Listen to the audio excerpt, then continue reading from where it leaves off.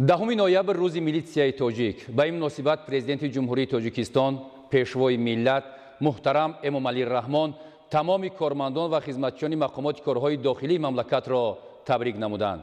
Дар паёми ШОДБОШИИ Пешвои миллат ба муносибати рӯзи милитсияи тоҷик омадааст. Муҳтарам кормандон ва хизматчиёни мақомоти корҳои дохилӣ. Солгарди навбатии ҷашни таъсисёбии мақомоти милитсияи тоҷик дар замоне таҷлил мегардад ки Тоҷикистони соҳибистиқлоли мо ҳамчун узви комилҳуқуқи ҷомеаи ҷаҳонӣ 29 сол инҷониб дар қатори кишварҳои мутараққии ҷаҳон ба сӯи рушду тараққиёт бо қадамҳои устувор пеш меравад. дар ин давра бо кӯшишҳои пайвастаи ҳамаи аркони давлатдорӣ аз ҷумла дар натиҷаи фаъолияти содиқонаи мақомоти ҳифзи ҳуқуқ ҳаёти мардуми кишвар дар фазои орому осоишта ва суботи комили сиёсӣ идома дорад.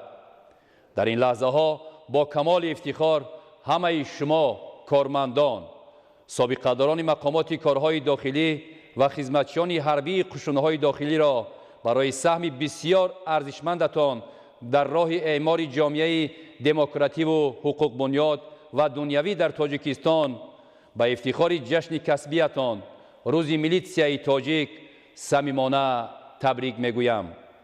давлат ва ҳукумати Тоҷикистон барои таҳкими асосҳои моддиву техникии ин сохтори бонуфузи ҳифзи қонунияту тартибот ба хизмат ҷалб кардани кормандони баландихтисос, беҳтар намудани шароити зиндагӣ ва хизматии ҳайати шахсии вазорати корҳои дохилӣ мунтазам таваҷҷӯҳи хоса зоҳир менамояд. қобили зикри махсус аст ки кормандони милитсия барои барқарорсозии сохти конститутсионӣ, таъмини оромиву суботи ҷомеа, тартиботи ҷамъиятӣ, ҳуқуқу озодиҳои инсон ва шаҳрванд, яъне волояти қонун аз лаҳзаҳои нахустини соҳибистиқлолии кишвар дар сафи пеши мубориза бар зидди гурӯҳҳои террористиву экстремистӣ, ҷинояткории муташаккили фаромилӣ ва дигар қонуншиканиҳо далерӣ ва фидокориву ҷонисорӣ нишон дода дар таҳкими нуфузу эътибори давлати мо дар арсаи ҷаҳон саҳми бисьёр арзишманд гузоштаанд. вақте ба таърихи гузаштаи милитсияи тоҷик назар мекунем, саҳифаҳои пур аз корнамоиву ҷонисориҳои фарзандони бонангу номус ва содиқ ба миллати кӯҳанбунёду соҳибфарҳангамонро мебинем. ҳисси ватандӯстӣ ва садоқату самимият ба ӯҳдадориҳои хизматӣ дар замири фарзандони бонангу номуси ин мақомот дар солҳои нахустини соҳибистиқлолӣ ҳадафу ниятҳои нопоки душманон ва мақсадҳои ғаразноки онҳоро барбод дод.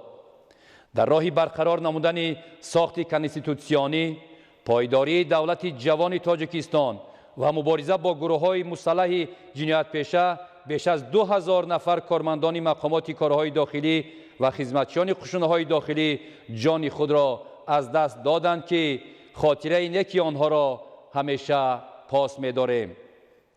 дар рӯзи ҷашни касбии кормандони милитсия бори дигар миннатдории худро барои заҳмату талошҳои шабонарӯзии ҳайати шахсии мақомоти корҳои дохилӣ ки бо ҳисси баланди ватанхоҳӣ ва ифтихори миллӣ ба хотири ҳимояи манфиатҳои давлат, ҳифзи тартиботи ҷамъиятӣ, волоияти қонун ва иҷрои ҳатмии амру фармонҳои роҳбари давлат фаъолият мекунанд, изҳор медорам.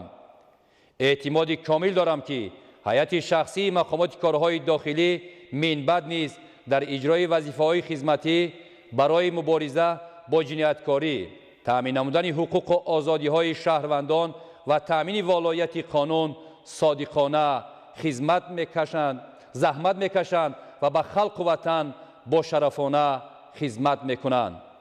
бори дигар ҷашни касбиро ба тамоми кормандони мақомоти корҳои дохилӣ табрик гуфта, ба ҳар яки онҳо саломатӣ, хонаи обод ва дар кору фаъолияти масъулиятнокашон барору муваффақият орзу менамоям.